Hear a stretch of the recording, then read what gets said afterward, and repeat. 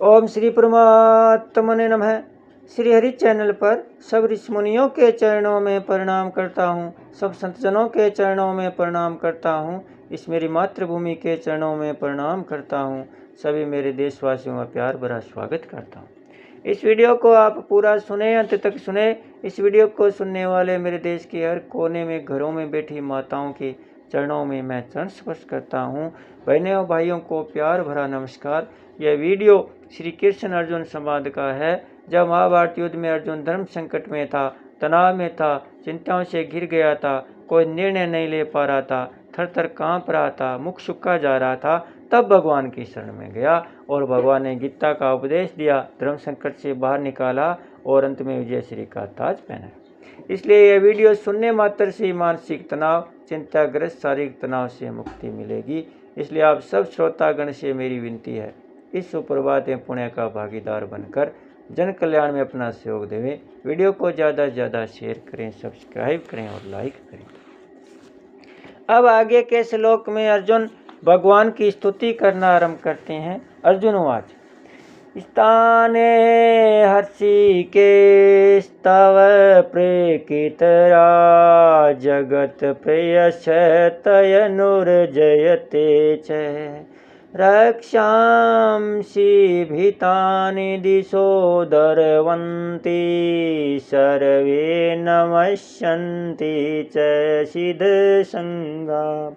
अर्जुन बोले, हे अंतर्यामी भगवान, आपके नाम गुण लीला का कीर्तन करने से यह संपूर्ण जगत हर्षित हो रहा है और अनुराग प्रेम को प्राप्त हो रहा है।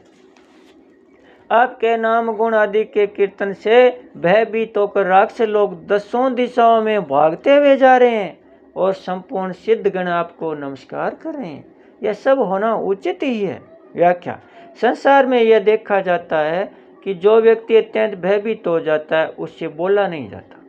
अर्जुन भगवान का अत्युग्र रूप देखकर अत्यंत भयभीत हो गए थे। फिर उन्होंने 36वें श्लोक से लेकर 46वें श्लोक तक भगवान की स्तुति कैसे की, इसका समाधान यह है कि यद्यपि अर्जुन भगवान की अत्यंत उग्र भयानक विश्व को देखकर भयभीत हो रहे थे, तथापि वे भयभीत होने के साथ साथ हर्षित भी हो रहे थे। जैसा कि अर्जुन ने आगे कहा, अदृष्ट पूर्वम हर्षितो अस्मि दृष्ट्वा भयेन च प्रथिता मनो में, 11वें अध्याय का 45वां श्लोक। इससे सिद्ध होता है कि अर्जुन इतने भयभीत नहीं हुए थे जिससे कि वे भगवान की स्तुति भी नहीं कर सके। हर्षिकेश है, इंद्रियों का नाम हर्षिक है और उनके ईश अर्थात मालिक भगवान है। यहाँ इस संबोधन का तात्पर्य है कि आप सबके हृदय में विराजमान रहकर इंद्रियां, अंतःकरण आदि को सता स्फूर्ति देने वाले। तो प्रकृति जगत प्रयासत्य नुर्जते च, संसार में से विमुख होकर आपको प्रसन्न करने के लिए भक्त लोग आपके नामों का, गुणों का कीर्तन करते हैं, आपकी लीला के पद गाते हैं, आपके चरित्रों का कथन और श्रवण करते हैं, तो इससे संपूर्ण जगत हर्षित होता है। तात्पर्य यह है कि संसार की तरफ चलने से तो सबको जलन होती है, परस्पर राग द्वेष पैदा होती हैं, पर जो आपके सम्मुख होकर आपका भजन कीर्तन करते हैं उनके द्वारा मात्र जीवों को शांति मिलती है। मात्र जीव प्रसन्न हो जाते हैं। उन जीवों को पता लगे चाहे न लगे, पैसा होता है।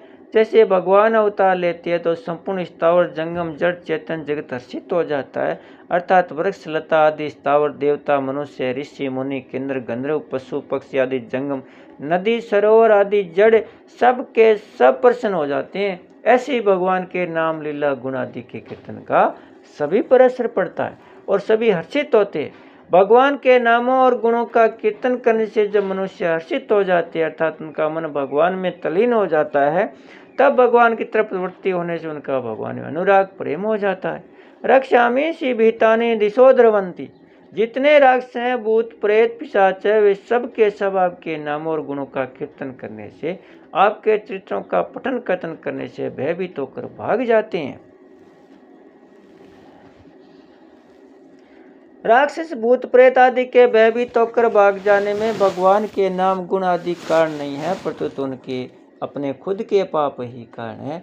अपने पापों के कारण वे पवित्रों में महान पवित्र और मंगलों में महान मंगल स्वरूप भगवान के गुणगान को सह नहीं सकते, और जहाँ गुणगान होता है वहाँ वे टिक नहीं सकते। अगर उनमें से कोई टिक जाता है तो उसका सुधार हो जाता है, उसकी वह दुष्ट योनि छूट जाती है और उसका कल्याण हो जाता है।